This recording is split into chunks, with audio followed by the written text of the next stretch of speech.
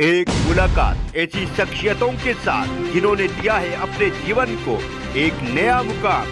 रूबरू कराएंगे ऐसी कुछ हस्तियों के साथ एक खास शख्सियत के साथ मुलाकात जयदेव पटेल के साथ नंबर 1 इंडिया न्यूज पर। नमस्कार व्यूअर्स, मैं जयदेव पटेल और आप देख रहे हैं नंबर 1 इंडिया न्यूज। आपका एक बार फिर स्वागत है एक खास शख्सियत के साथ मुलाकात प्रोग्राम में। आज हम बात करेंगे उत्तर प्रदेश सरकार में जिस तरीके से मतभेद की खबरें सामने आ रही है, इसमें कितनी सच्चाई है और इसका उत्तर प्रदेश के विकास पर कितना असर दिखाई देगा। और इसी के साथ साथ नीति आयोग की जो बड़ी बैठक हुई उसमें पश्चिम बंगाल की मुख्यमंत्री ममता बनर्जी ने एक माइक बंद कर दिया गया, ये बहाना बना करके कहीं न कहीं उस बैठक से दूर हो गई। आखिर इसमें कितनी सच्चाई है, इन्हें ताम उतर बात करने के लिए हमारे साथ खास हमारे उत्तर प्रदेश के पूर्व उप मुख्यमंत्री और राज्यसभा सांसद डॉक्टर दिनेश शर्मा। डॉक्टर दिनेश शर्मा जी, आपका बहुत स्वागत है आज मेरे प्रोग्राम में। जी धन्यवाद। जी डॉक्टर दिनेश शर्मा जी, आपसे मेरा पहला सवाल है कि नीति आयोग की एक बड़ी बैठक में ममता बनर्जी ने यह आरोप लगाते हुए वहां से चली गई कहीं न कहीं कि उनका माइक बंद कर दिया गया जैसे उन्होंने पश्चिम बंगाल के लिए फंड की मांग करी, तो इसमें कितनी सच्चाई है? लेकिन पहली चीज तो ये है कि ममता जी एक षड्यंत्र का अंग थी। इंडी गठबंधन ने साजिशन ये तय किया कि नीति आयोग की बैठक में कोई नहीं जाएगा और केवल बवाल करने के लिए ममता बनर्जी जी को भेजा जाएगा। कांग्रेस ने अलग रहकर ये बड़ा खेल ममता बनर्जी से मिलकर किया और जब ममता जी वहां गई, ममता जी ने पहले कोई किसी प्रकार का प्रस्ताव कि बंगाल में किन चीजों की आवश्यकता है, किन प्रोजेक्ट की जरूरत है, ऐसा कोई लिखित या मौखिक प्रस्ताव दिया ही नहीं। और एक क्रम होता है नीति आयोग का, अल्फाबेट के हिसाब से वो अलग अलग प्रदेशों को की बारी आती है और वो प्रदेश एक कट ऑफ मोड पे रहता है कि एक निश्चित समय पर प्रदेश अपने एक निश्चित समय सीमा के अंतर्गत अपनी आवश्यकताओं को या अपना प्रेजेंटेशन रखते हैं। कई जिस प्रदेश का भी नंबर आता था, हर प्रदेश पे ममता जी बोल रही थी, जबकि उनका नंबर बाद में था अल्फाबेट के हिसाब से।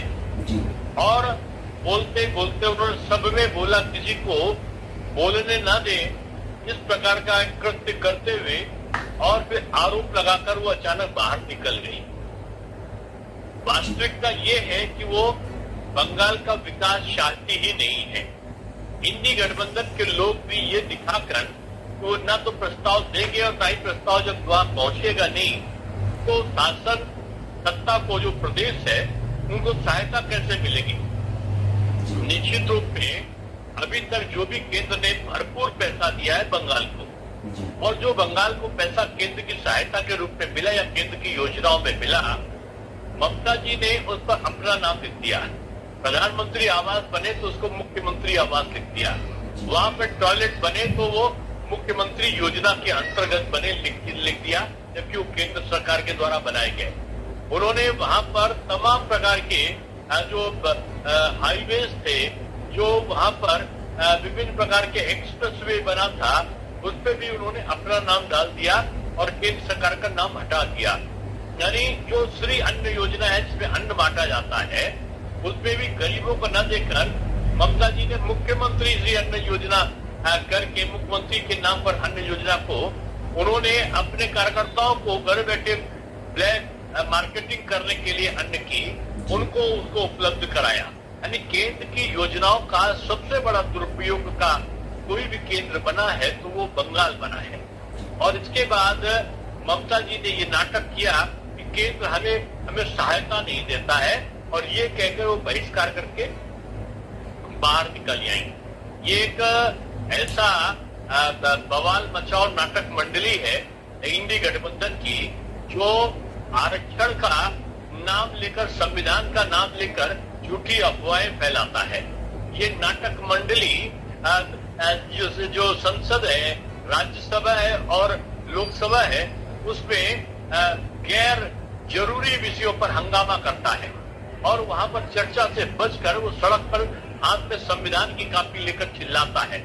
उस नाटक मंडली से प्रभावित होकर वहीं से प्रशिक्षण लेकर ममता बनर्जी गई थी और मैं समझता हूं कि ऐसा दुर्भाग्यपूर्ण कृत्य किसी भी मुख्यमंत्री के द्वारा शोभा नहीं देता है। डॉक्टर दिनेश शर्मा जी, अगर मैं आपके प्रदेश की बात करता हूं जहां से आप आते हैं, आप कहीं ना कहीं उस सरकार का हिस्सा भी रहे हैं, वहां की अब कहीं ना कहीं उत्तर प्रदेश सरकार में मतभेद की खबरें सामने आ रही है। कोई बैठक होती है तो उसमें मुख्यमंत्री नहीं जाते हैं, तो कैसे मुख्यमंत्री नहीं जाते हैं, तो इससे उत्तर प्रदेश के विकास पर कितना असर दिखाई देगा? उत्तर प्रदेश तेजी से विकास कर रहा है। उत्तर प्रदेश में किसी भी नेता में कोई मतभेद नहीं है।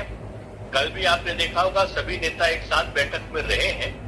हो सकता है कोई कारण से किसी के दूसरे कार्यक्रम लगे हो तो किसी बैठक में ना जा पाया हो, ऐसा एक स्वाभाविक प्रक्रिया में संभव है, लेकिन सब एकजुट है और उत्तर प्रदेश पूरी तरीके से योगी जी के नेतृत्व में एक उन्नतशील प्रदेश बनने की तरफ आगे बढ़ चुका है।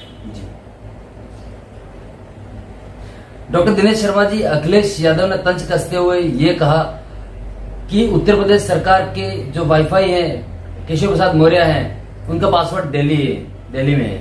इसको आप कैसे देखते हैं? मुझको लगता है समाजवादी पार्टी का जो इंटरनेट कनेक्शन है अपनी पार्टी को तक संदेश पहुंचाने का वो कमजोर हो गया है।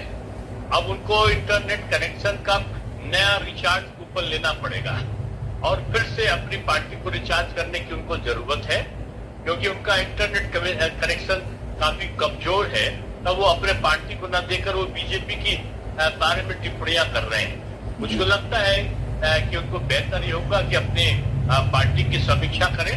अभी 2 महीने पहले ही उनके 6 विधायक उनका साथ छोड़कर चले गए हैं। कुछ दिन पहले उनके 1/4 से ऊपर जो विधान परिषद सदस्य थे उनका साथ छोड़कर चले गए हैं। तो उनको अपने पार्टी की चिंता करें, ये ज्यादा बेहतर होगा समाजवादी पार्टी के लिए। जी डॉक्टर दिनेश शर्मा जी, आपसे एक आखिरी सवाल है कि मोदी सरकार 3.0 का budget finance minister Nirmala Sitharaman ji की तरफ से पेश किया गया, लेकिन इसको लेकर भी अखिलेश यादव ने तंज कसते हुए ये कहा कि इसमें उत्तर प्रदेश को कुछ नहीं दिया गया है, बल्कि जो भी दिया गया सिर्फ बिहार और आंध्र प्रदेश के जो एक मोटिव थे उसको पूरा किया गया है, क्योंकि ये बैसाखी वाली सरकार है।